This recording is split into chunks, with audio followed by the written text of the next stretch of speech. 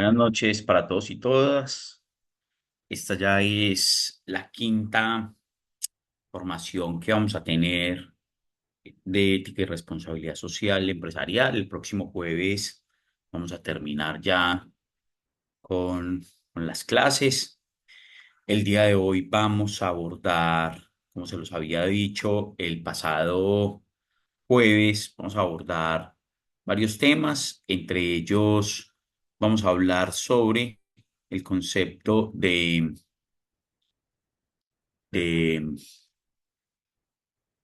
desarrollo sostenible, ¿cierto? ¿Cómo nace el concepto de desarrollo sostenible? ¿Cuál es el proceso que se da para poder llegar a ese concepto? Vamos a revisar nuevamente a De la Cortina, porque vamos a hablar de ella sobre un concepto que se llama porofobia, y vamos a hablar de un autor que se llama, es de apellido Maslow, la pirámide de Maslow, y vamos a hablar sobre el proceso de las necesidades y cómo se han entablado y qué es lo que pasa justamente alrededor de ella. Entonces, vamos a empezar. Voy a poner esta presentación. Saben que si alguien tiene alguna pregunta, alguna duda, lo puede hacer sin ningún proceso, sin ningún problema. Hola, profe, buenas noches. ¿Qué ha hecho? ¿Cómo está? ¿Quién es? Yo soy Edgar. Edgar, ¿cómo está? ¿Cómo me le ha ido? Cuéntenme, Bien, sí, señor. Tengo una pregunta con respecto al trabajo que recientemente entregamos. cuénteme, Edgar. Es una pregunta muy sencilla. Mi pregunta es, ¿para qué fecha más o menos tendríamos la calificación? Eh, Edgar, debo revisar. No sé, no, si usted me permite, yo voy a revisar ya de una vez entonces, hasta cuando tengo plazo, a ver, reviso. Criterios, contenidos. Espérenme que es aquí. Voy a revisar qué actividad, las actividades. Estamos hablando del debate, ¿cierto? Sí, ya que entregamos este domingo. Perfecto. Déjeme yo miro para poder saber hasta cuándo tengo fecha yo de poder revisarla. Estamos acá y le digo cuándo va a tener. Cierre el 17. Y Edgar, espero que el fin de semana, si a más tardar lunes de la semana entrante, tendría yo las notas. Ya la tendré en Listo, la plataforma. ¿Listo? listo, profe, gracias. Bueno, con gusto. Vale. Bueno. Mire, qué pena molestarlo, hablo con Joan. ¿Qué ha hecho, hermano? ¿Cómo está? Cuénteme. Eh, Profe, bueno, verificando el trabajo, el próximo es para este domingo. Son dos partes, ¿cierto? Una parte que es normal a Power o, cierto, tengo entendido que es así, ¿cierto? Pero no dice de pronto cuánto es la extensión o algo. Estamos hablando de análisis de estrategias de responsabilidad social. Sí, sí, señor, el próximo. Hay una presentación, pero además dice integrar los conceptos y teorías discutidos durante la sesión sincrónica de 400 a 500 palabras. Espero yo comporto esta pantalla. ¿Hay algún problema, profe, si dado caso me llego a pasar del límite o no me bajo? No hay ningún inconveniente, no, no. Sí, es que ahí viene como dos partes, ¿cierto? O sea, tiene que ser un trabajo escrito y después viene las ayudas o es simplemente las ayudas. Es- Lo que vamos a hacer es una presentación, ¿cierto? Y en el proceso de la presentación vamos a poner estos temas aquí de los conceptos, las teorías, entre 400 y 500 palabras, puede ser más palabras, no tengo ningún inconveniente, ¿cierto? Obviamente poniendo cuáles son las fuentes que están usando, ¿cierto? De dónde lo sacaron, pero ya. Es decir, si se pasan de 500 palabras, no tengo ningún inconveniente con eso. Y mire, una vez realizados los pasos anteriores, crear una presentación de PowerPoint. Entonces, este trabajo, hacen y la presentación, pero también yo no tengo ningún problema si en la misma presentación, ahora, si no son diapositivas, pues que son solo letra y que, sino las ideas claves, y al final me ponen estos temas aquí sobre los conceptos, las teorías discutidas en clase, de dónde lo abordaron, cómo lo sacaron. Listo. Hay manera de que también la pueda realizar en Word, por ejemplo, y en Word le coloco las imágenes. Este sí, este sí. No, no, en Word no. La presentación sí en PowerPoint o Canva o a otra herramienta alrededor de presentación. ¿Cómo Aquí así? señor, ¿Cómo así, profe? mire, aquí dice, ¿cierto? Vamos a poner los conceptos y las teorías discutidas durante las sesiones entre 400 y 500 palabras. Listo. Si usted quiere esto, lo ponemos en la presentación que debe ser en PowerPoint o Canva, donde las Ah, o sea, referencias el trabajo también. está dividido en dos secciones. Sí. Pero O sea, tengo que enviarle dos archivos. esto se lo puedo recibir en la misma presentación si quiere. Si no, esto se lo recibo en Word y esto se lo recibo en Canva o en PowerPoint, como ustedes quieran. No tengo Ah, ok, ningún ya, inconveniente. ya, ya, ya, ya, ya, ya, ya entendí, profe, gracias. Listo. Vale, con gusto. ¿Alguna otra pregunta? ¿Y con este se cierra el módulo? Sí, aquí ya no hay más actividades. Esas son las dos actividades. Ya, son esas dos.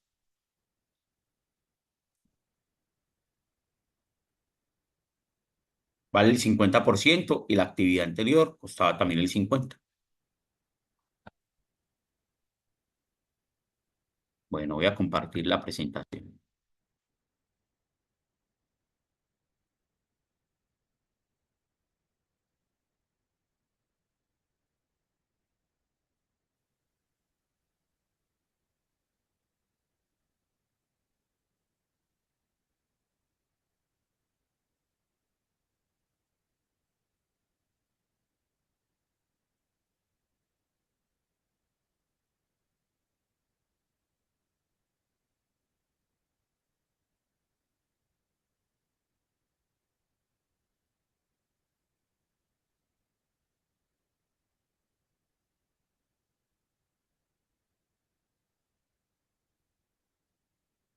Bueno, ¿alguien me puede recordar dónde habíamos quedado la clase pasada? Si estuvo en la clase y si recuerda en qué punto habíamos quedado. ¿Alguien lo recuerda? Lo último que tengo es la importancia de la ética del consumo. Exacto, sí. Estamos revisando entonces todo el proceso del consumo en la historia o más bien, el proceso de las fábricas y cómo se había hecho el tema del consumo, ¿cierto? Eso donde había entrado, quién lo había propuesto, y para eso nos tendremos que devolver al concepto de desarrollo. Voy a volver a hablar sobre él. El concepto de desarrollo es un concepto creado, o más bien que la primera vez que se pronunció fue por un presidente estadounidense que se llama Harry Truman en 1949 y Harry Truman le pone como tres condiciones a ese concepto, ¿cierto? Harry Truman le pone como tres características fundamentales al proceso del desarrollo. Habla en primera medida sobre trato justo, después habla sobre procesos democráticos y por último termina hablando sobre el concepto o lo que tiene que ver con eh, producir más. En ese momento se había terminado la Primera Guerra Mundial, empezábamos la Segunda, perdón, se había acabado la Segunda Guerra Mundial, estábamos empezando la Guerra Fría, y con ese proceso de la Guerra Fría era un mundo bipolar. Entonces, en ese mundo bipolar había un primer mundo, ese primer mundo podría uno decirlo que estaba enmarcado en las pautas de Estados Unidos, es decir, era Estados Unidos con su visión capitalista, pero además de Estados Unidos, los países que Estados Unidos le ayudara. Pongamos casos puntuales, lo que tiene que ver con Europa Occidental a través del Plan Marshall, que hace justamente Estados Unidos eso, primero para que no se vuelvan comunistas, pero segundo para que pues, Estados Unidos pueda tener un mercado a quien enviarle los productos que estaban haciendo, ¿cierto? Y Latinoamérica. Y entonces en Latinoamérica no hace un plan Marshall, sino que hace algo que se llama Alianza para el Progreso, y ese producir más, pues lo que termina haciendo es que permite al resto del mundo pues ponerse en un proceso de consumir mucho más. Entonces ya habíamos hablado como conceptos aledaños alrededor de eso, como obsolescencia programada, fueron conceptos que nacieron en los años 20 del siglo XX, valga la redundancia, pero que a partir de esa construcción de ese concepto, pues muchas empresas empezaron justamente a que sus productos duraran mucho menos al servicio de las personas. Pero además de eso,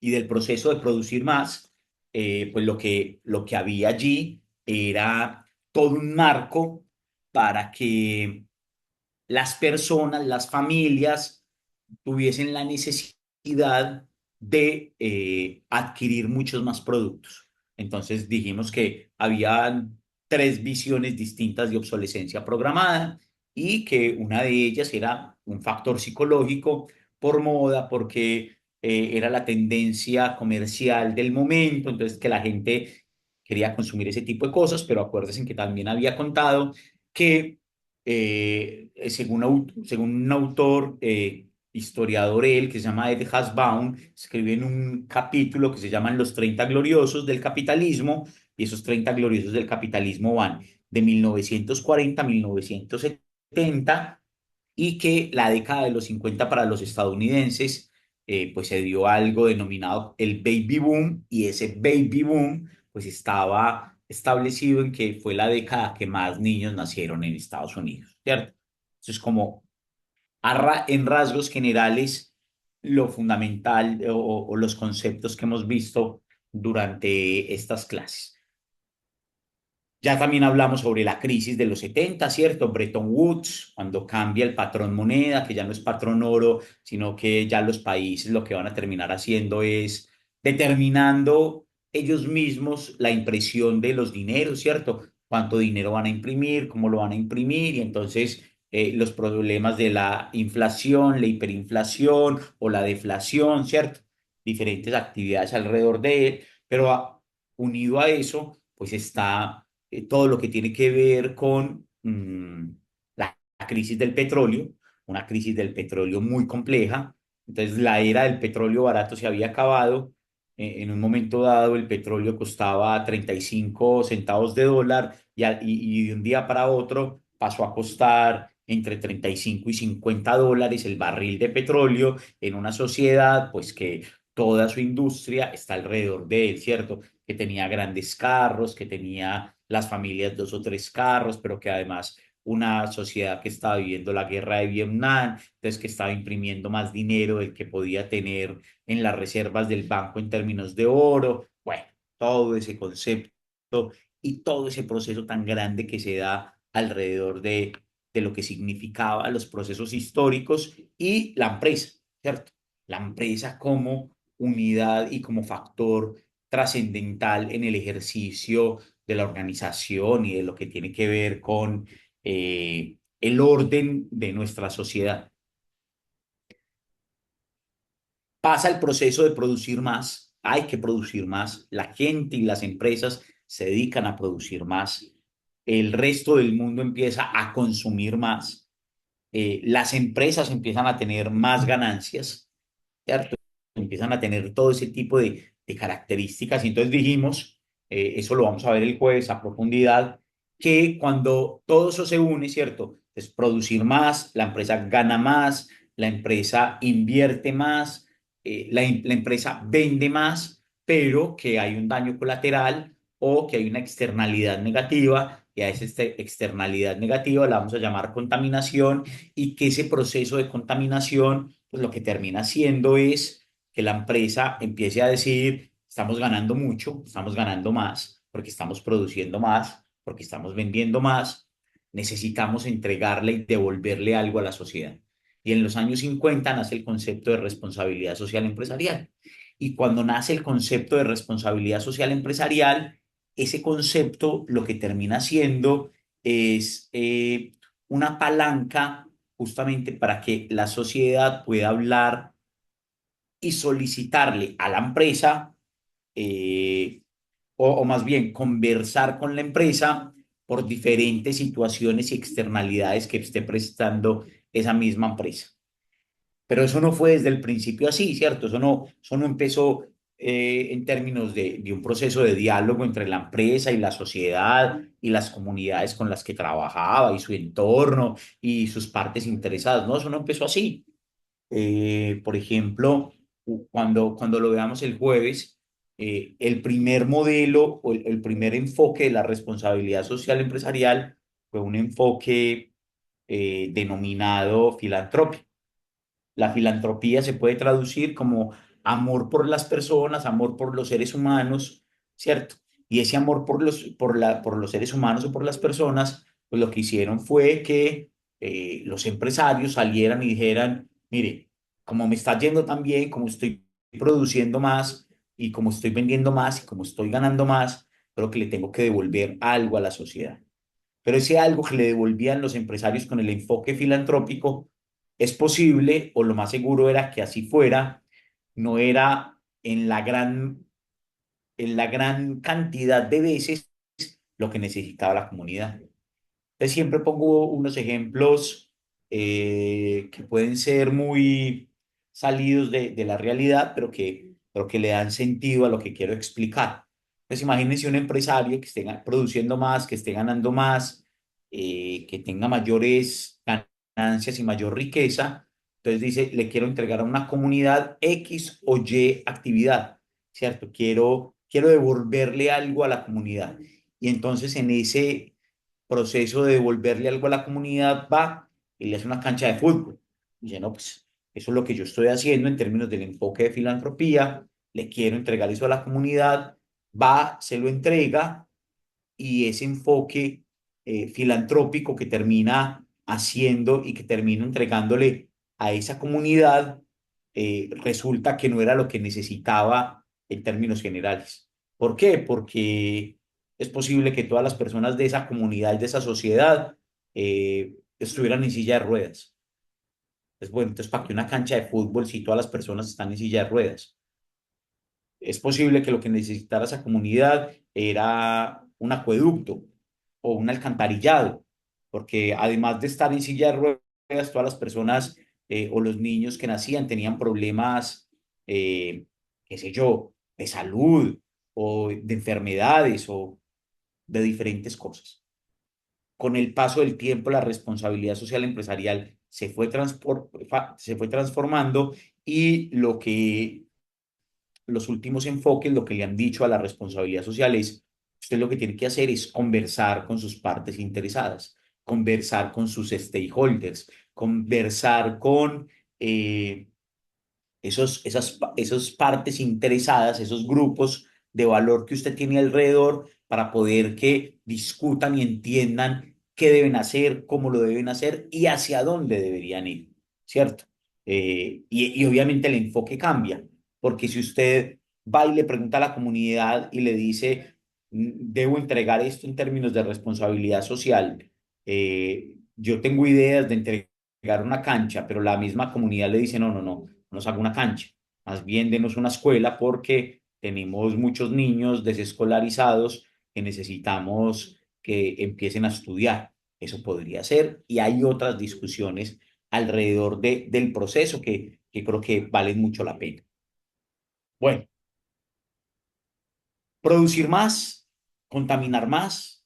Les recomendé un documental que es muy, muy interesante, que es justamente, se llama La conspiración consumista, que está en Netflix, que creo que es un gran documental, pero además les mostré algunos datos sobre consumo y sobre procesos que hace o que tienen las industrias, en muchos casos muy desmedidos, sobre las verdaderas necesidades de la sociedad. Entonces, listo. Cuando usted va y revisa esas empresas, ahora puse el top de las empresas, pues o de los sectores de las empresas, ¿cierto? Entonces puse el sector construcción, el sector automotriz, el sector de la alimentación, el sector de, de la moda. Es cuando usted va y revisa eso, usted dice, claro, aquí tenemos un problema muy serio en términos de externalidad negativa de contaminación, pero con un agravante, y es que esos excedentes no suplen o no van para las personas pobres. ¿Eso qué quiere decir? Es decir, las empresas están haciendo muchas cosas, están contaminando mucho, pero les están sobrando, están teniendo muchos excedentes que en muchos casos terminan en la basura, terminan dañados, terminan destruidos y no terminan supliendo necesidades de otra cantidad de comunidades que quizás necesitarían de los productos que están sacando. Entonces eso agravó mucho más la situación, porque cuando lo revisábamos en una clase, Truman saca el concepto de desarrollo y por primera vez lo nombra. Lo que se esperaba, y lo decía Truman en su discurso, era liberar al mundo entero o en muchos casos ayudar de la pobreza.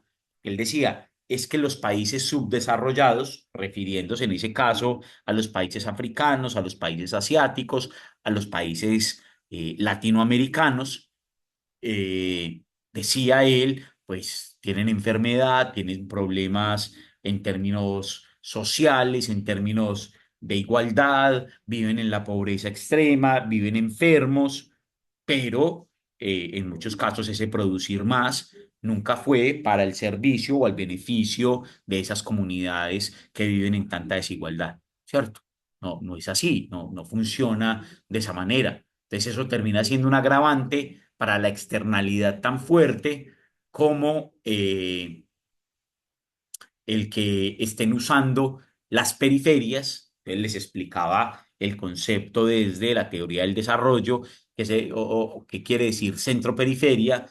Hay unos centros que tienen mucho más dinero, que tienen muchas más capacidades por su desarrollo económico, social, político, cultural, y hay unas periferias. Y esas periferias son periferias pobres, son periferias que solamente entregan procesos o que entregan materias primas y que cuando llegan al centro, el centro las desarrolla, las transforma, les da valor agregado y se las devuelve a esa periferia más caras. Todos lo hemos vivido, todos lo hemos escuchado, entonces, de cómo en los países se exportan, o más bien, sí, se exportan materias primas como el petróleo, se va para países industrializados, se les hace todo el proceso y ellos no lo venden como gasolina, o se lo venden a países subdesarrollados como gasolina, y ya. Entonces, toda esa situación que pasó, pues no suplió la acción fundamental que se había planteado en el concepto de desarrollo y era sacar a una cantidad de población de la pobreza. Eso no pasó. No sacaron a la población de la pobreza. Entonces ese concepto de desarrollo había que reevaluarlo. No era justamente como se estaba estableciendo. No estaba definido como se había dicho. En los años 70, ¿cierto? O más bien, cuando se acaba la Primera Guerra Mundial, nace la Segunda Guerra Mundial, nace la institucionalidad. Una de esas instituciones es la ONU, pero a partir de la ONU nacen otras instituciones. Entonces está la UNESCO, por ejemplo, que habla sobre temas de educación, o está la FAO, si no estoy mal, que también hace parte de la ONU y habla sobre temas de alimentación, o está, entonces hay diferentes, la ONU crea diferentes organizaciones apéndices justamente para que empiecen a hacer discusiones en diferentes temáticas. Pues, ¿cómo les parece que llegamos hasta 1987 con ese proceso de producir más? con las externalidades negativas de contaminación, con los problemas de desigualdad que teníamos o que seguimos teniendo en esta sociedad. Y entonces la misma ONU solicita que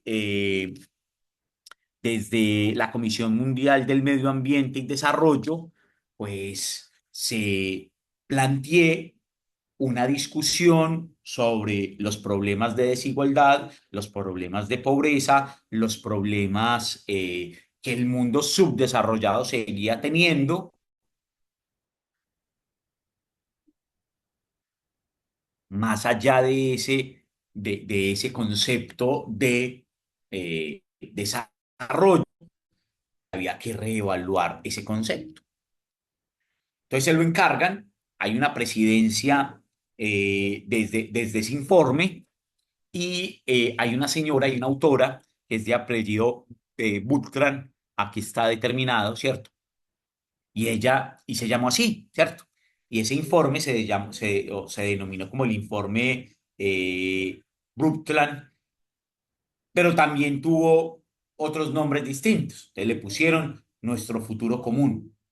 Y el concepto fundamental de nuestro futuro común tenía que ver con desarrollo duradero. Entonces así lo denominaron, ¿cierto? No era el desarrollo de producir más de Harry Truman en el 59, sino que en el 87 nace un concepto distinto y denominado como desarrollo duradero.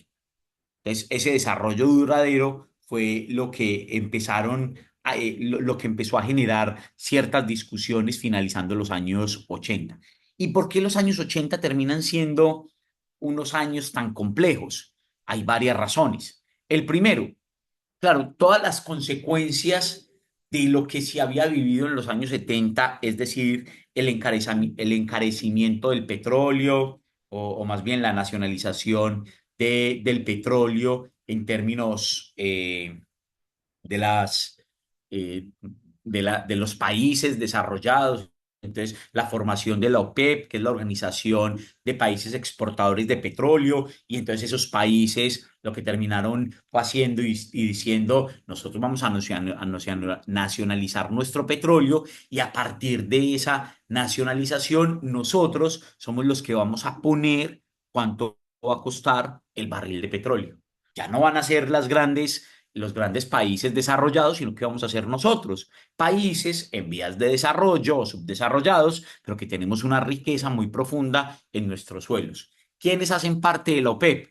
Eso ha ido creciendo. Si no estoy mal, en este momento van como 14 miembros, pero empezó, si no estoy mal también, si no me equivoco, como con 9. Entonces, por ejemplo, en Latinoamérica solamente hay un país que hace parte de la OPEP, que se llama Venezuela, pero en el conflicto, y esto también ya lo he explicado, en el estrecho de Hormuz, por donde pasa el 80% del petróleo del mundo, pues ahí está justamente el centro de lo que significa la OPEP. Entonces ahí está Arabia Saudita, ahí está Omán, ahí está Irán, ahí está Kuwait, ahí está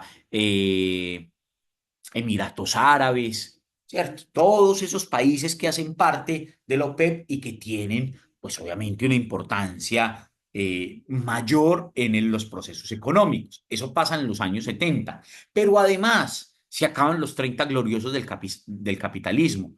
Entonces, lo que termina diciendo es, bueno, esos 30 gloriosos donde le habíamos puesto, y ya lo hemos dicho, el capitalismo tiene apellidos, el capitalismo tiene diferentes nombres. Entonces, el primer nombre del capitalismo, empezando el siglo XIX, ¿cierto? Con Adam Smith, con David Ricardo, fue el capitalismo liberal, liberal.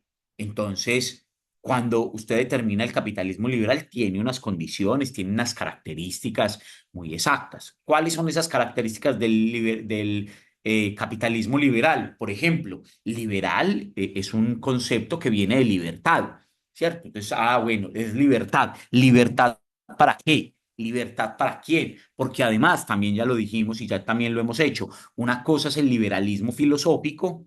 No sé si aquí hicimos 5 preguntas para saber si ustedes eran liberales o conservadores.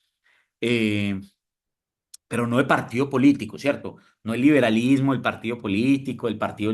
No, no, no. O del partido conservador, no, eso no. Eso no, no tiene nada que ver con esta clase ni con la visión del liberalismo que quiero yo expresar. Y hay otra visión del liberalismo que termina siendo una visión de la que estamos hablando en este momento, que es el liberalismo económico. Entonces, cuando llega el siglo XIX, nace el capitalismo, le ponen un apellido que es el capitalismo liberal, a eso se le llamó el Estado liberal, se le llamó también, o tiene conceptos y palabras en francés que es laissez-faire, laissez-passer. Entonces, claro, todos esos conceptos van naciendo ahí. Ahora, bueno, ¿de dónde viene el liberalismo? Del concepto de libertad. ¿Libertad para qué? En términos económicos. Libertad para fundar una empresa, para crear una empresa. Entonces, claro, van a crear una empresa. ¿Quién quiere crear una empresa? Cualquier persona.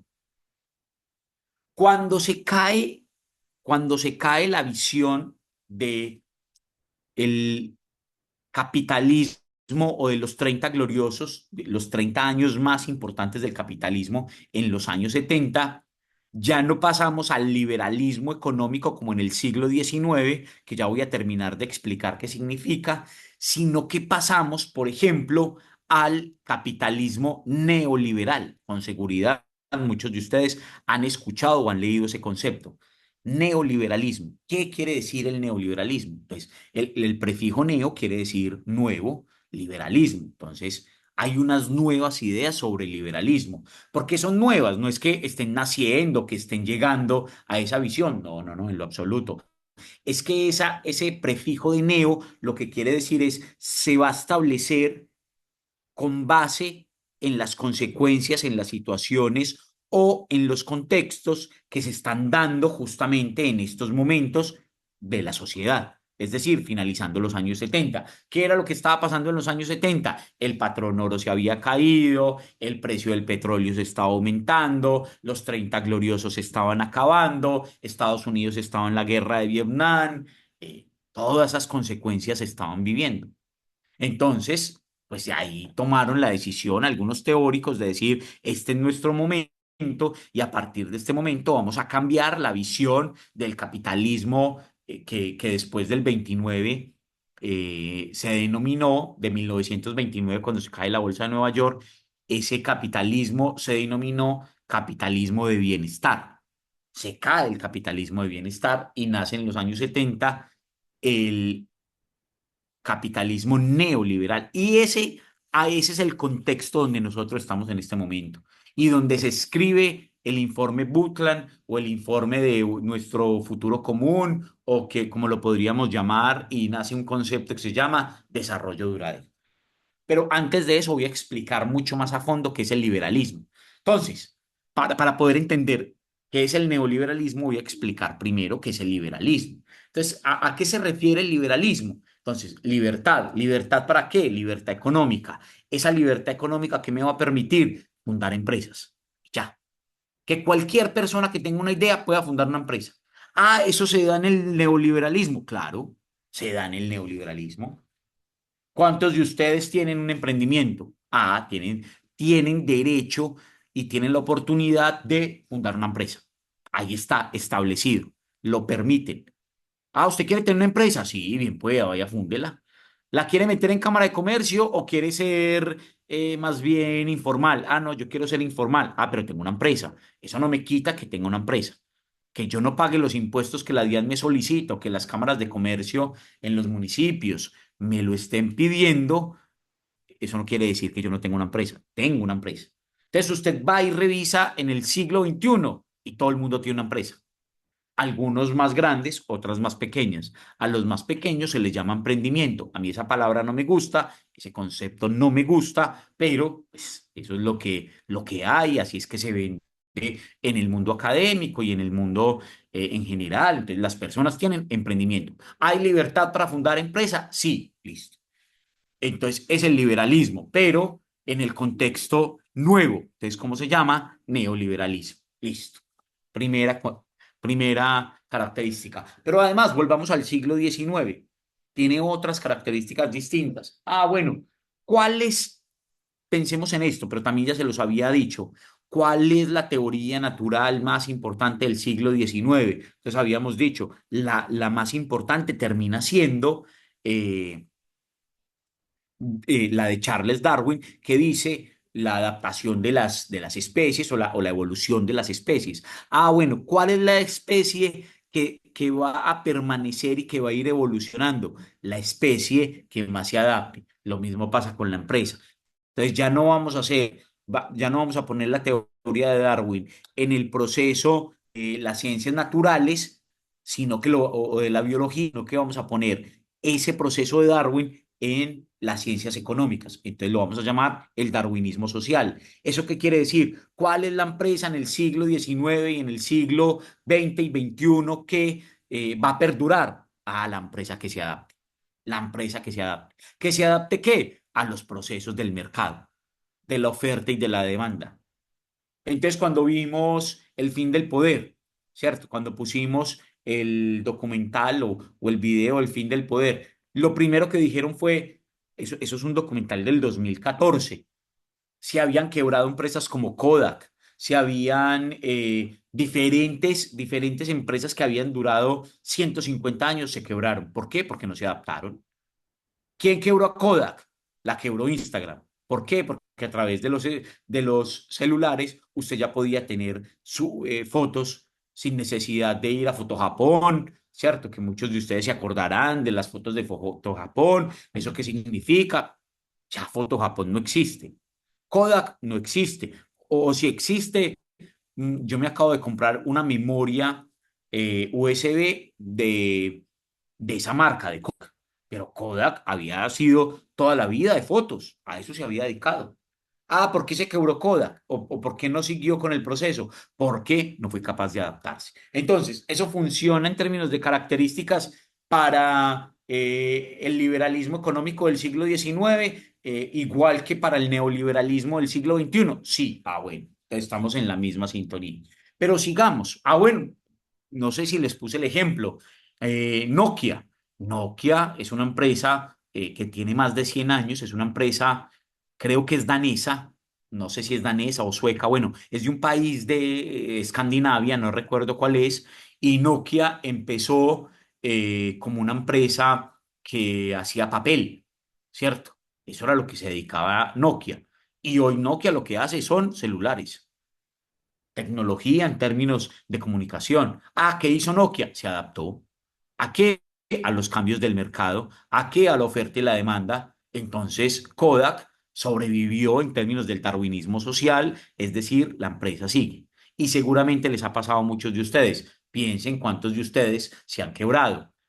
Y una quiebra no tiene que decir que usted haya perdido miles de millones, ni mucho menos. Si usted invirtió 2 o 3 millones y su emprendimiento se quebró, pues justamente su emprendimiento no tuvo la capacidad de adaptarse a las realidades del mercado o no hizo bien el análisis del mercado para saber cómo hacer y qué hacer para poder que ese emprendimiento y esa empresa durara mucho más. Ya, eso también es válido y pasa. Entonces, esos son los temas que hay que analizar. Pero tres, otra característica del liberalismo económico que funciona perfectamente en esta época.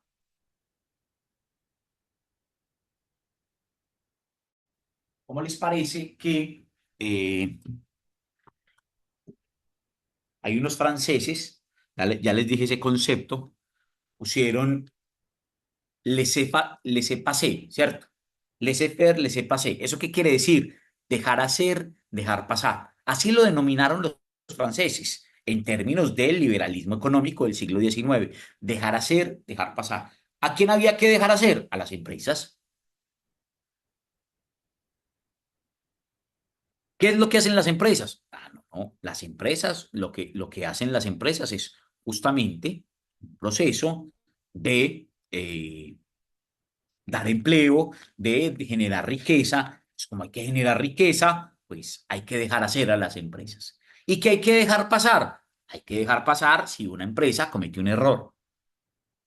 Si las empresas cometieron un error, hay que dejarlo pasar. Si las empresas, esto Entonces, en el siglo XIX, si las empresas contrataban a niños, a personas embarazadas, a personas mayores, había que dejar pasar. ¿Por qué? Pues porque la empresa es la que está dando las riquezas. Esa fue una discusión, unas peleas de los sindicatos en el siglo XIX. Pues claro, el día, por ejemplo, uno puede estar de acuerdo o no con los sindicatos, ¿cierto? Con las luchas actuales, con lo que está pasando, ya, uno lo puede llevar al contexto actual, pero que hoy el mundo, que la vida de 24 horas se haya dividido entre 8 8 y 8 pues es una lucha del proceso sindical del siglo XIX. Entonces, 8 horas para dormir, 8 horas para trabajar y 8 horas para el ocio. Esos fueron procesos de allá. ¿Se sigue manteniendo hoy? Sí, pero en el neoliberalismo de la década de los 70 y 80 hasta nuestros días, la empresa hay que dejar hacerla. Sí, hay que dejar hacer. Entonces, todo el mundo, hoy la discusión en el mundo, en Colombia, es hay que quitarle impuestos a las empresas. ¿Por qué hay que quitarle impuestos a las empresas? No, pues para que las empresas puedan generar más empleo y entonces venga capital extranjero y entonces haya inversión extranjera y yo no sé qué. Entonces, ¿qué es lo que hay que dejar hacer las empresas? Déjenlas hacer, dejen que las empresas puedan producir, entreguen todos los procesos legales para que las empresas puedan hacer. ¿Hay que dejar pasar a las empresas? Sí, hay que dejarles pasar. Claro, ya no en las violentaciones que se están dando, que se dieron en el siglo XIX, no, ya no de ese nivel, pero hay que dejar pasar muchas cosas. ¿Que hay que dejar pasarles a las empresas? Ah, no, que de pronto se enriquezcan de unos niveles impresionantes y que la desigualdad crezca.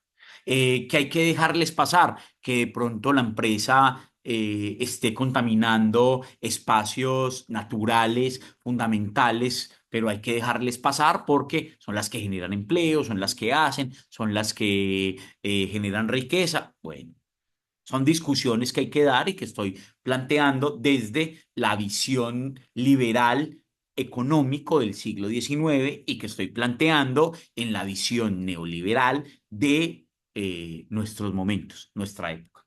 ¿Y por qué estoy llevando esto hasta este momento? Porque cuando se está escribiendo el documento o el informe Butland, es un informe escrito en medio de una transición del capitalismo o de un apellido del capitalismo, de el estado de bienestar o del capitalismo de bienestar, pasando hasta el capitalismo neoliberal.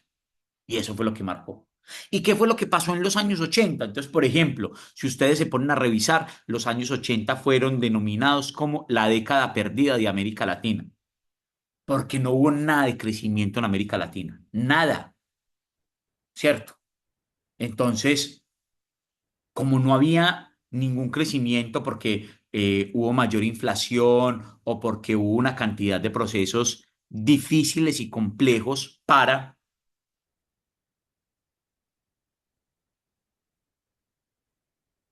difíciles y complejos. Ustedes me están escuchando.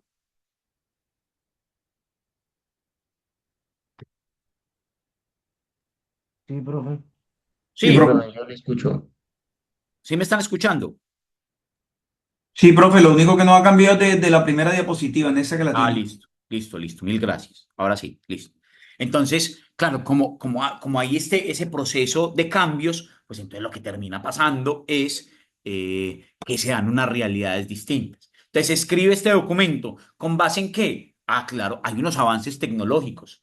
Entonces, América Latina no crece nada. En muchos países asiáticos y africanos están en la quiebra o no tienen ningún recurso o los países del Caribe están viviendo sus peores momentos, ¿cierto? Pero hay una cantidad y unos procesos tecnológicos impresionantes. Entonces, por ejemplo, se ponen como estas disyuntivas, ¿cierto? Estos dos párrafos que dice, a mediados del siglo XX vimos nuestro planeta por primera vez desde el espacio. Claro, en la Guerra Fría había un enfrentamiento entre Estados Unidos y la Unión de Repúblicas Socialistas Soviéticas o URSS y que se denominó una de esas partecitas la Guerra de las Estrellas. Entonces era quién ponía primero un satélite en la estratosfera. ¿Quién lo pone? Ah, cuando subieron los satélites, cuando se inventó la Internet, cuando se empezó a triangular la información, cuando se dio todo ese proceso, pues lo que usted tenía era que usted desde otros niveles podía ver, desde el espacio exterior, podía ver la Tierra. Y entonces, claro, lo que terminan diciendo ahí, y no era un proceso solamente de la actividad humana, sino que se veían los procesos naturales. Entonces se veían los océanos, se veían las cordilleras, se veía la extensión verde que tenía la Tierra, se veían unas características distintas. ¿Y qué es lo que ha pasado en la historia y en términos del concepto de desarrollo de Truman del 49? Era que este era un mundo, y todavía lo sigue siendo, antropocentrista, 100% antropocentrista, antropo, hombre, centrista, centro. Entonces, el centro tenía que ser el mundo, el hombre. Entonces, ¿qué vamos a producir? ¿Para quién vamos a producir? Para las personas, para los seres humanos. Listo, pero hay otras criaturas, hay otros procesos distintos. Sí, pero no nos importa.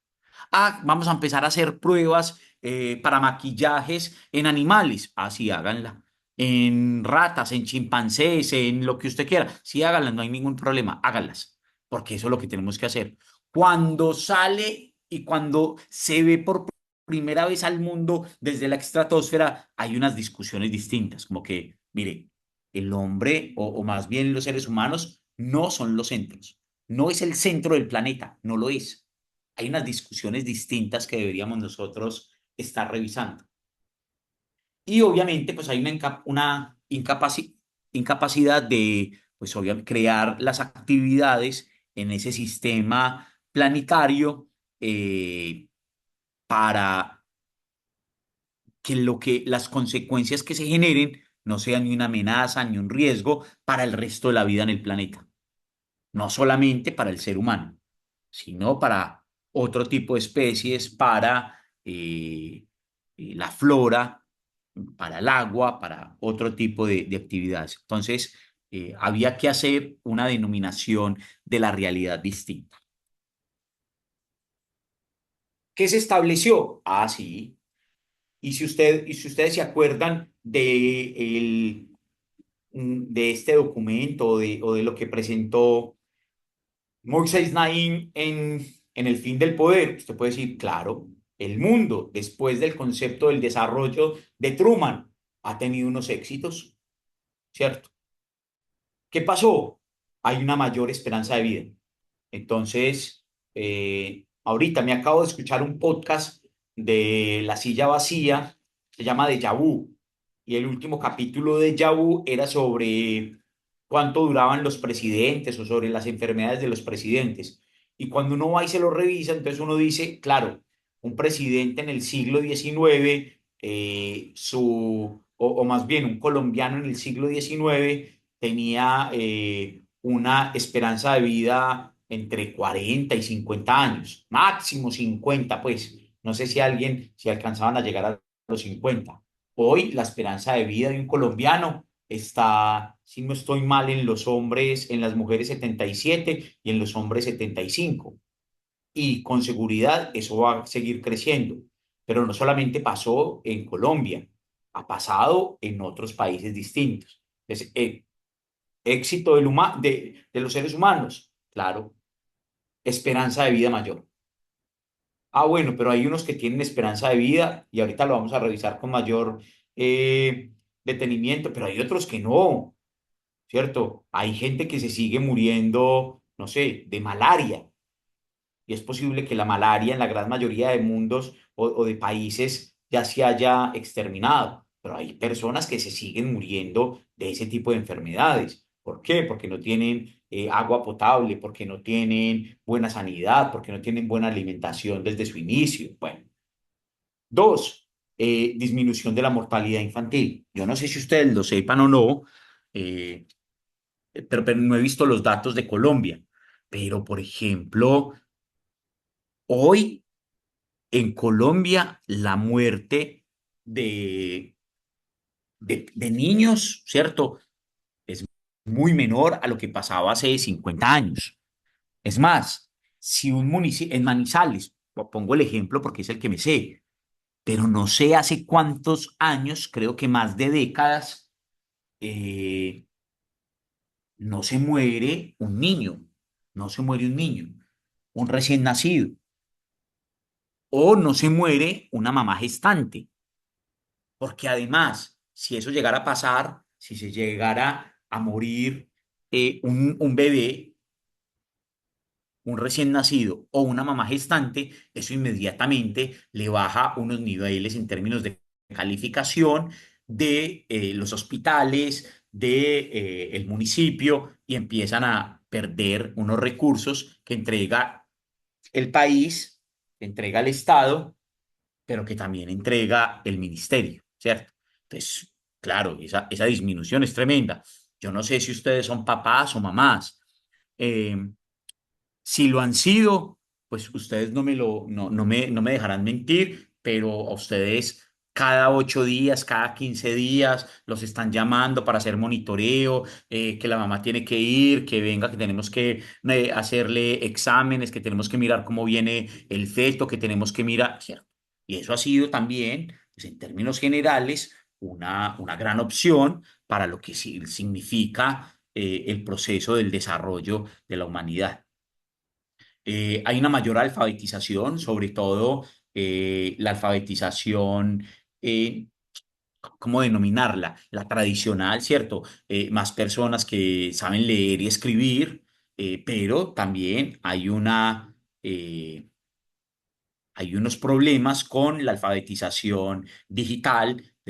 En muchos casos, personas que no saben manejar la tecnología, que no entienden. Bueno, y pues hay una producción, hay un superávit de alimentos, hay muchísima producción de alimentos, mucho más que esta es justamente la paradoja de por qué este informe nace, esto es los años 80, hay un superávit de alimentos en todo el mundo, pero hay gente que se sigue muriendo de hambre. Hay personas que todavía no tienen su sostenibilidad alimentaria básica. Y usted dice, pues aquí hay una contradicción. Si hay superávit de alimentos, pero hay gente que se sigue muriendo de hambre, tenemos unos problemas muy serios. Ahora, ¿cuáles sí son las crisis y qué es lo que no hemos hecho nosotros en términos de los procesos de desarrollo? 6 millones de hectáreas se convierten en desierto anualmente. Pues hay una crisis ecológica impresionante, ¿cierto? Hay una crisis tremenda en el concepto de producir más, en el concepto de hacer las cosas porque hay que hacerlas y ya, porque hay que dejar que la empresa haga, pero ¿cuáles son las consecuencias que estamos generando? Pero más temas en términos ecológicos, 11 millones de hectáreas de bosques destruidos anualmente, lo que significan los bosques, lo que tienen las especies alrededor de eso. Eh, Acidificación irrecuperable de tierras y el inicio del efecto invernadero. Hay unas crisis en términos también de las consecuencias que ha generado el producir más y producir más y producir más. En ese proceso, pues, hay como tres conceptos básicos que además están en contradicción con esos beneficios que hemos tenido. La primera, pobreza endémica. ¿En dónde? Justamente en esos territorios donde Truman decía que iban a llegar con desarrollo y que iban a permitir que las sociedades pudieran tener conocimiento, pudieran tener unas habilidades distintas. Entonces, la pobreza termina siendo el efecto y la causa principal de los problemas ambientales. ¿Por qué? Ah, claro, pues porque en muchos casos los pobres no tienen mucho conocimiento sobre cómo usar, qué hacer, cómo tratarlos, cómo desarrollar ciertas actividades y entonces, pues lo que terminan haciendo es generando mayor daño a muchos lugares y a muchos ecosistemas. Hay un estancamiento económico. Ya les dije que en los años 80 se denominó como la década perdida de América Latina. Esa década perdida de América Latina estaba denominada o estaba establecida porque no hubo crecimiento económico para América Latina. Hubo otros países que crecieron como locos. Ya lo habíamos puesto acá. China creció.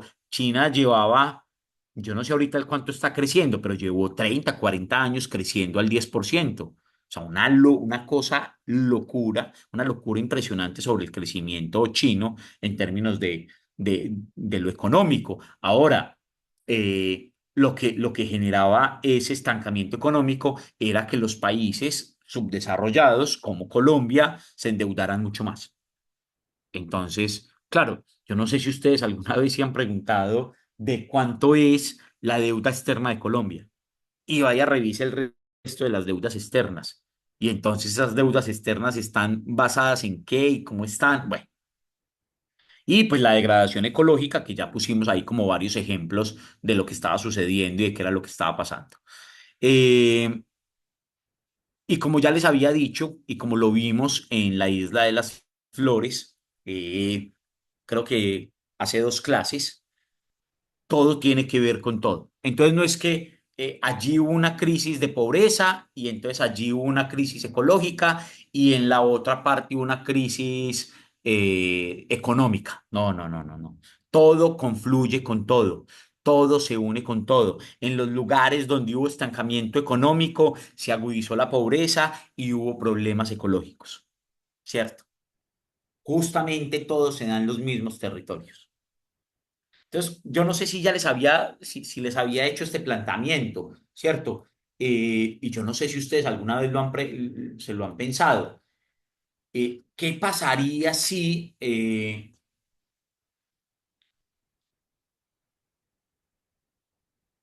hay un terremoto, o más bien, si hay un temblor muy fuerte y ese temblor fuerte pasa en Haití y en Estados Unidos? ¿Qué pasaría? Con seguridad, Haití queda destruido y Estados Unidos puede que sufra, pero tiene menores consecuencias. Eso es una paradoja y eso es un principio de la responsabilidad social y no solamente de la responsabilidad social empresarial. Yo no sé cuántos de ustedes habían nacido cuando el 25 de enero del 1999 pasó el terremoto del eje cafetero, ¿cierto? Pues hay un terremoto con epicentro en el eje cafetero, más exactamente bueno, en las 3 capitales se siente muy fuerte, ¿cierto? En las 3 capitales de esos departamentos, en, en Armenia, en Pereira, en Manizales, se siente muy fuerte, pero termina destruyendo casi a toda Armenia. Eso uno se pregunta, oiga, ¿y qué fue lo que pasó? ¿Qué fue lo que pasó? ¿Por qué se destruyó Armenia? ¿Y por qué Pereira, que pues, sufrió y vivió cosas difíciles? ¿Y qué pasó con Manizales? ¿Cierto? ¿Por qué por qué a la par no se destruyeron las 3 ciudades como, o no, no vivieron las mismas consecuencias, por ejemplo, que vivió Armenia? Y tiene que ver con un principio de responsabilidad social. Pues claro, cuando usted va y hace el recuento y revisa qué era lo que pasaba y cómo funcionó, pues, por ejemplo, se dará cuenta que Manizales, por ser una ciudad en una montaña, con una topografía difícil, se había invertido mayores recursos en términos de la estabilización o en términos de eh, gestión de la UGR, ¿cierto? De la unidad de gestión del riesgo, de gestiones del riesgo, en términos de la construcción de diferentes propiedades, o de viviendas, o de apartamentos, o de lo que usted quisiera. Entonces, claro, los que son de Manizales o han vivido en Manizales y entonces dicen, no, yo quiero construir una casa o yo quiero hacerle una remodelación a mi casa, eso hay que pedir más permisos que un berraco. Entonces usted dice, no, claro, es que no dejan progresar, es que no dejan que podamos tener, remodelar nuestra casa.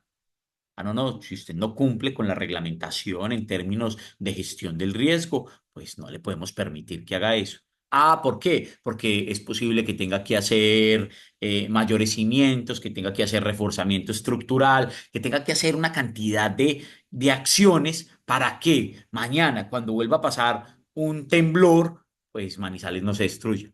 Porque imagínese la topografía de Manizales y usted justamente sin las condiciones necesarias para poder hacerlo. Entonces, claro, ¿y por qué pongo este ejemplo? Porque la responsabilidad social se puede ver desde diferentes ámbitos, no solamente desde la empresa, como ha sido el énfasis de esta clase, sino también, por ejemplo, desde el Estado, desde lo público. ¿Qué es lo que significa la responsabilidad social desde lo público? ¿Quién la tiene? ¿Cómo la tiene? ¿Cuál es el trabajo que tiene que hacer? Y a partir de eso es. Entonces, todo tiene que ver con todo. Y en los años 80 se está uniendo todas estas características, todas estas problemáticas, obviamente que generan pues una crisis tremenda. Eh, entonces, sale un concepto, ¿cierto? Sale el concepto de desarrollo duradero.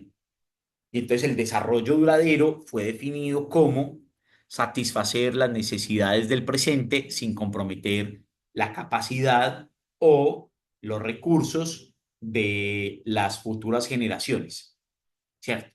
Ahí está el concepto de lo que significa el desarrollo duradero. Ese concepto de desarrollo duradero también lo vamos a llamar, eh, ese concepto también lo vamos a denominar desarrollo sostenible.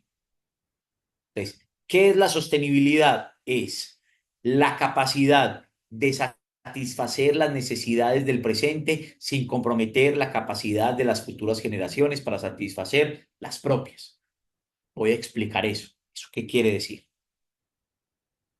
Con seguridad, la gran mayoría de personas que están en estas clases trabajan, ¿cierto?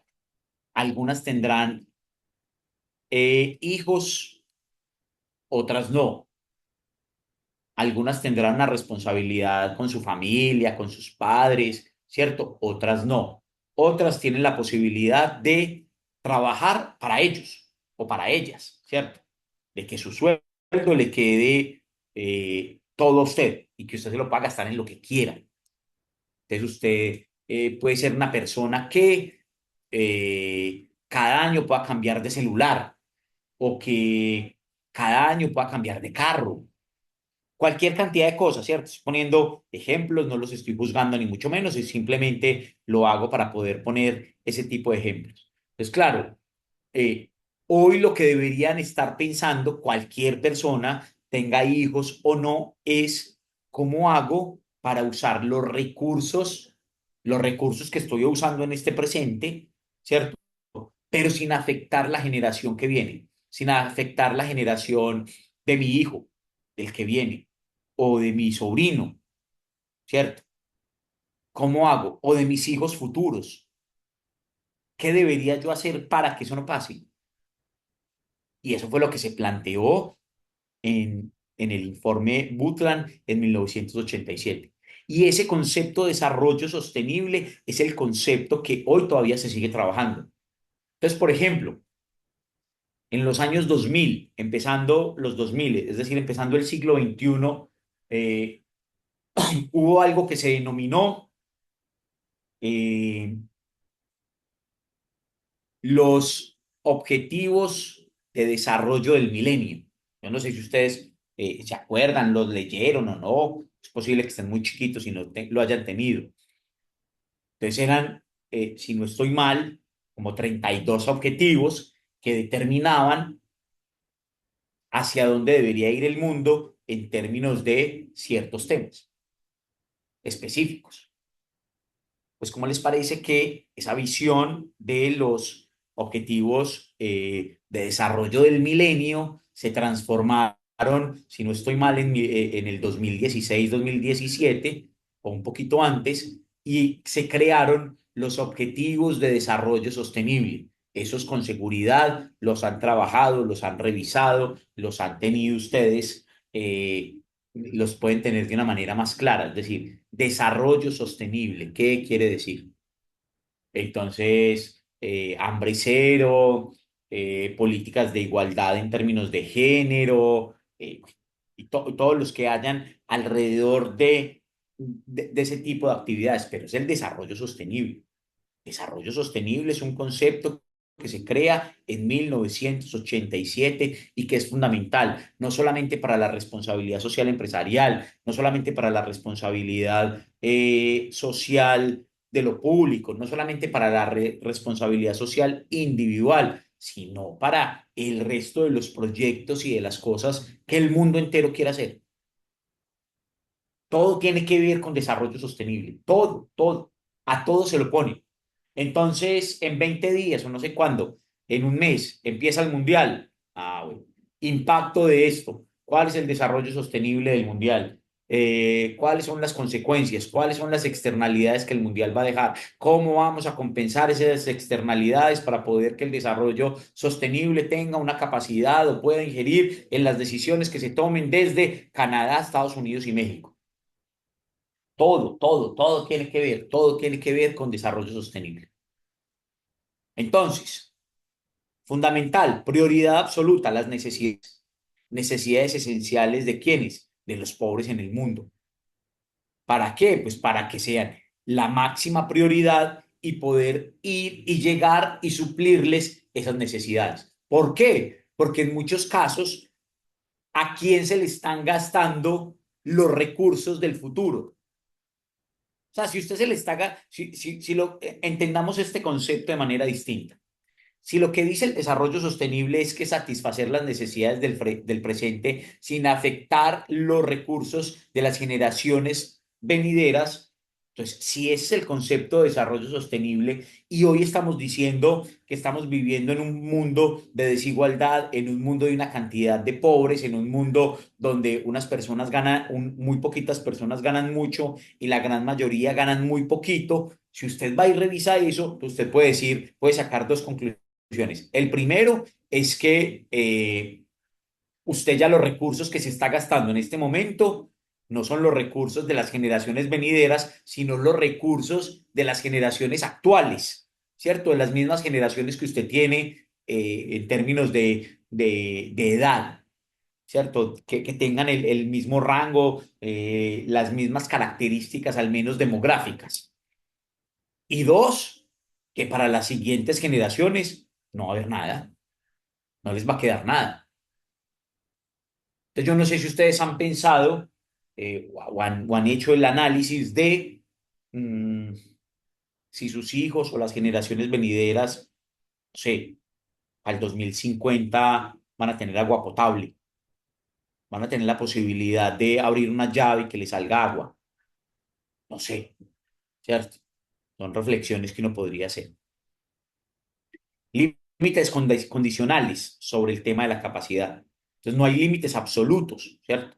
Sino más bien unas limitaciones impuestas en términos del estado actual de las circunstancias y de lo que está pasando y de los procesos tecnológicos y de las organizaciones sociales para que la biosfera a futuro tenga mayor capacidad. Entonces, claro, yo me acuerdo que cuando yo estaba en el colegio me decían que el agua gota a gota se agota. Entonces, hoy a usted le hacen todo un balance y le dice, mire, si su ducha se demora 5 minutos, se está gastando tantos litros. Si se dura 10, se gasta tantos. Si dura 15, 20, pan, si dura media hora, si es agua caliente o es agua fría, pa. Entonces, bueno. Entonces, esos límites absolutos en términos de limitaciones impuestas para que usted no se dé diario duchas de 1 hora o de media hora, sino de 5 minutos o menos. Entonces le dicen que eh, mientras se están jabonando, cierre la ducha, por ejemplo.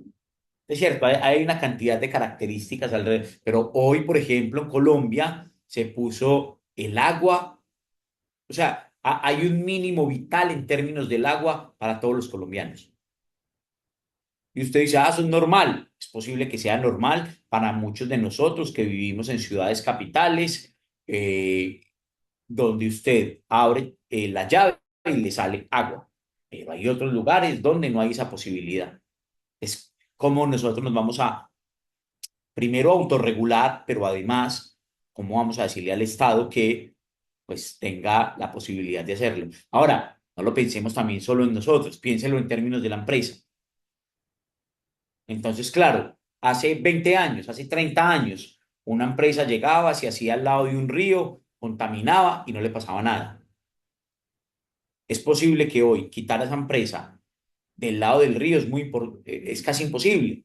¿Por qué? No, pues porque es una empresa que tiene 50, 60, 70 años y pues porque ahí se creó. Y antes de que se crearan estas nuevas reglamentaciones, pues ella ya tiene unos derechos adquiridos y entonces era un principio del derecho, el primero en el tiempo es el primero en el derecho y todas esas características, pero entonces ya le vamos a poner una reglamentación a esa empresa. Pues, sí, usted es una industria, está al lado de un río, usted toma el agua del río en una parte superior y al final, ¿cómo me la está entregando? No, yo se la voy a entregar de X y de Y manera. Claro. Entonces usted tiene que construir pequeñas petares para que el agua que salga no salga contaminada. ¿Qué es una petar? Planta de agua de tratamiento, planta petar. Eh, Planta de tratamiento residual. gracias. ¿Cierto? Que claro, eso lo puede, pequeñas petares en las empresas, pero por ejemplo, muchos municipios, Medellín tiene petares, Manizales está intentando crear una petar, pues para poder que, pues pongamos el ejemplo de Manizales. El agua de Manizales en gran parte viene de los nevados. Muchos de los nevados quedan en Villa María, que es un municipio aledaño. Y después le entregamos o vaciamos muchos de nuestros residuos a la cuenca del río Chinchiná, es decir, que es un río que baja hasta el municipio de Chinchiná, y ahí es donde entregamos como la contaminación. Pues, bueno, ¿qué va a hacer el municipio en términos de responsabilidad social de lo público, en términos de los procesos ambientales y ecológicos para poder resolver ese problema? Hoy hay estudios que dicen Manizales tiene que tener entre 3 y 4 petares para poder que el agua que saque y que le envíe al resto de los territorios sea un agua o más bien vaya sin contaminación. Y así póngale el resto de las circunstancias y de los temas que quizás puedan tener en términos de su empresa o en términos de donde usted trabaja o de su misma responsabilidad y de lo que usted hace. Y todo esto ha pasado pues justamente porque pues hay un desajuste estructural, ¿cierto? Instituciones independientes actuando con mandatos estrechos, el medio ambiente se trataba y se sigue tratando de manera aislada, eh, en vez de prevenir, ¿cierto? Un dicho muy coloquial de su mamá y de su papá, que es mejor prevenir que tener que lamentar. Pero, por ejemplo, Colombia y el mundo, pero hablemos de Colombia. Colombia es un país que no previene. Aquí no hay procesos de prevención. El mismo ejemplo del terremoto del 25 de enero del 99. Sí, hoy deberíamos estar haciendo un análisis sobre prevenciones en términos estructurales para que mañana, cuando vuelva a pasar un temblor, un terremoto, no se destruya todo. Claro, y entonces, si usted va y hace los análisis y los estudios, un terremoto es imposible de predecir, pero si hay unos ciclos, si hay unas visiones ya del mundo que dicen, mire, cada cierto tiempo hay temblores fuertes, ¿cierto? Hay temblores fuertes. Y a partir de esos temblores, pues obviamente se generan, y de la profundidad del temblor y toda la cosa, puede generar X o Y consecuencias. Hoy deberíamos estar pensando eso. Pero usted vaya y revise en términos de Colombia. Es que fue lo que pasó en el 85 con Armero. Pues falta de prevención. Pero hoy no siguen pasando. Es decir, hoy sigue habiendo grandes inundaciones, sigue habiendo problemas de deslizamientos, de todo. Es decir, lo mismo que pasó en los años 80, hoy sigue pasando en Colombia en el 2026. Entonces, lo que ha terminado pasando es que no hemos aprendido, pero además no hemos prevenido. Y ahí hay una cantidad de consecuencias y de retos que tenemos como sociedad. Eh, el mundo real es una red de sistemas económicos y ecológicos interconectados. Entonces, claro, si usted entiende el mundo como una gran red, como una acción organizativa, donde todo cabe con todo, donde todo tiene que ver con todo, pues usted podría entender la responsabilidad social más grande o de una manera distinta. Entonces, la semana, perdón, el jueves, cuando terminemos la última clase, que veamos un concepto que se llama valor compartido. El valor compartido es que no solamente la empresa piensa o debe pensar sobre la ganancia económica. Esa es una parte, pero Porter y Kramer ya dicen que hay que hacer análisis mucho mayores y ese valor compartido tiene que ver o tiene que estar unido con las consecuencias ambientales y las discusiones con las comunidades, es decir, con las sociedades, es decir, con las partes interesadas o los stakeholders. ¿Cómo hago yo esas discusiones? Que con seguridad no son nada fáciles, no son nada fáciles.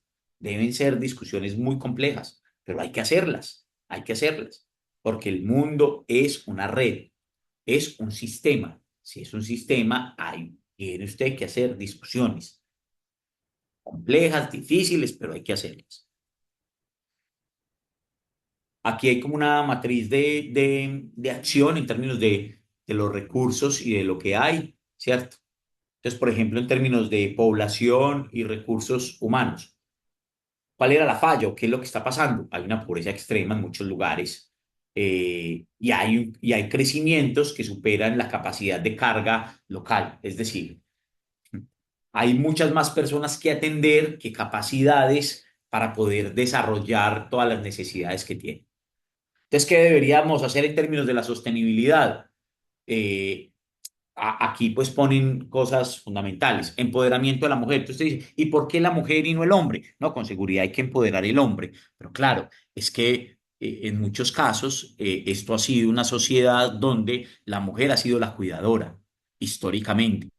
Como las mujeres han sido las cuidadoras, tienen ya en términos genéticos unos procesos y unos desarrollos del cuidado y de la protección mayores, no solamente con la familia, sino con la sociedad, con los recursos, y pero además, claro, parte de las desigualdades que tenemos hoy en el mundo, no lo pongamos solamente en Colombia, es un desequilibrio entre los procesos de lo que hace la mujer. Gana menos, trabaja más y gana menos. O puede tener inclusive los mismos títulos, los mismos procesos, el mismo cargo y no le dan las mismas garantías que a un hombre. O por ejemplo, ¿cuántas horas se dedica una mujer al cuidado? Entonces va y trabaja igual que un hombre, pero además de eso, tiene que llegar a la casa, hacer la comida, a estar pendiente de los hijos y hacer las tareas, de dejar las cosas listas para el día siguiente. Seguramente llega igual de cansada que un hombre y el hombre se acuesta a ver televisión porque llegó cansada. Y la mujer llegó igual de cansada, pero tiene que llegar a hacer la comida. Con seguridad eso ya ha cambiado mucho, pero eso es la realidad de los procesos que deberían hacer. En términos de alimenticios, ¿cierto?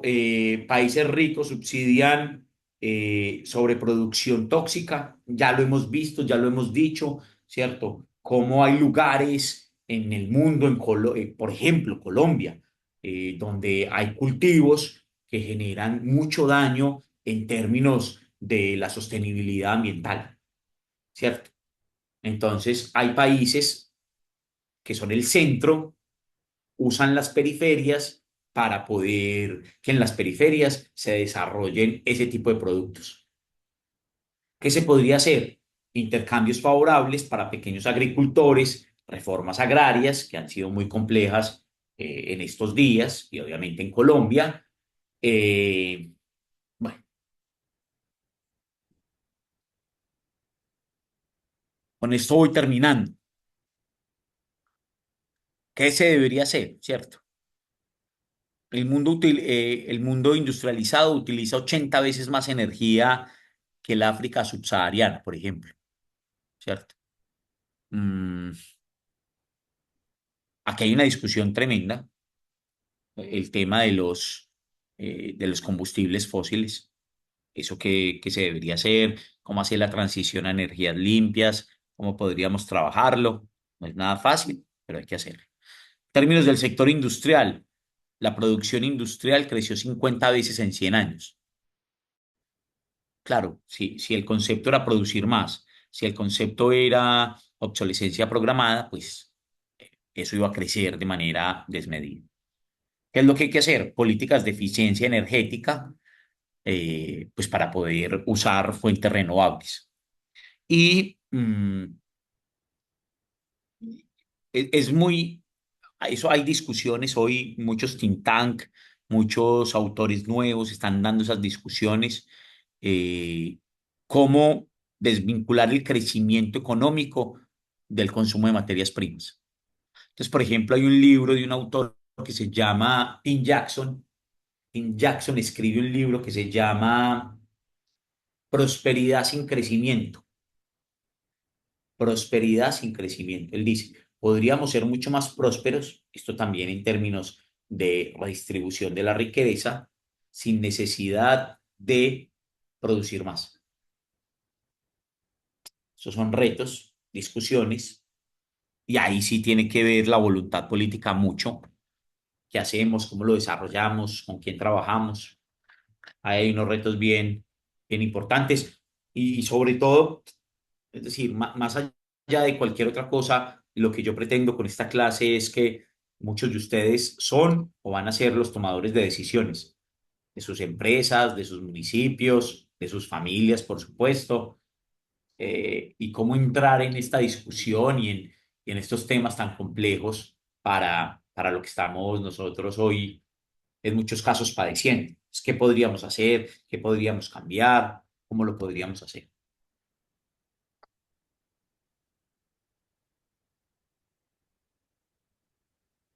Muchos retos, ¿cierto? Empezamos en el siglo XXI y claro, la explosión en términos del urbano. ¿Qué fue lo que pasó ahí? Entonces, en solo 65 años, la población urbana del mundo se duplicó de 100.000 a 1.000 millones de personas. Y en el 2000 ya eran 750 millones adicionales.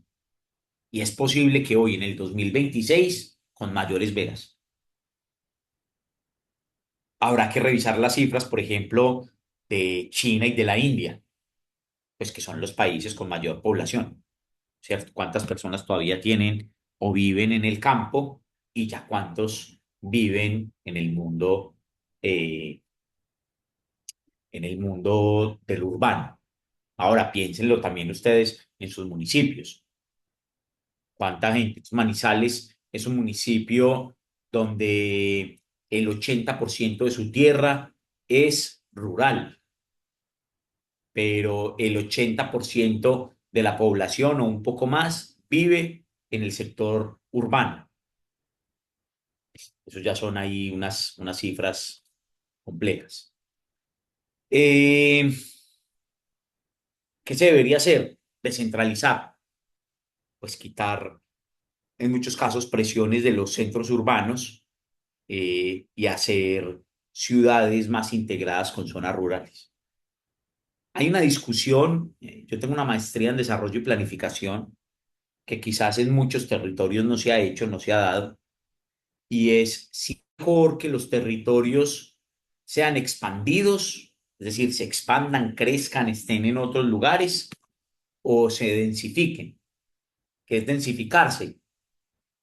Construir grandes edificios de manera ordenada, de manera bien hecha, pues para poder que esas otras personas que van llegando a la ciudad pues tengan ahí su vivienda establecida. Otro ejemplo alrededor de eso, Manizales, que son los datos que yo conozco principalmente, tiene un déficit en vivienda nueva de 7.000 viviendas. 7.000. Pues claro, usted dice ahí, ¿y qué vamos a hacer? Ah, claro, no, expandámonos. Bueno, expandirse, hay que llevar carretera, hay que llevar servicios públicos, hay que llevar equipamientos, hay que, en muchos casos, pues, destruir bosques para poder hacer construcciones allá. Entonces, ¿qué hacemos ahí? Empoderamiento local, transferir fondos, poder político y personas a las autoridades locales, autoconstrucción, pues justamente en muchos lugares donde hay asentamientos ilegales que se podrían hacer, si usted puede usar esos territorios y no tiene ningún riesgo en términos de deslizamiento o de gestión del riesgo, eso se podría hacer. Mm, y aquí pues hay unas cifras alrededor de lo que hay, ¿cierto? De los océanos, de la órbita en el espacio, de la Antártida. Eh, Justamente enfocada en la visión del desarrollo sostenible. Ese es un concepto muy interesante, muy importante para lo que estamos viviendo y lo que vamos a hacer. Yo voy a dejar ahí desarrollo sostenible. Este fue el concepto. El jueves vamos a terminar, vamos a revisar eh, lo que significa las guías de responsabilidad social y ahí terminamos nuestra clase. Vale. Les agradezco muchísimo que me hayan atendido y que hayan estado en esta quinta clase y nos vemos el jueves. Feliz noche para todos y todas. Gracias, profe. A ustedes.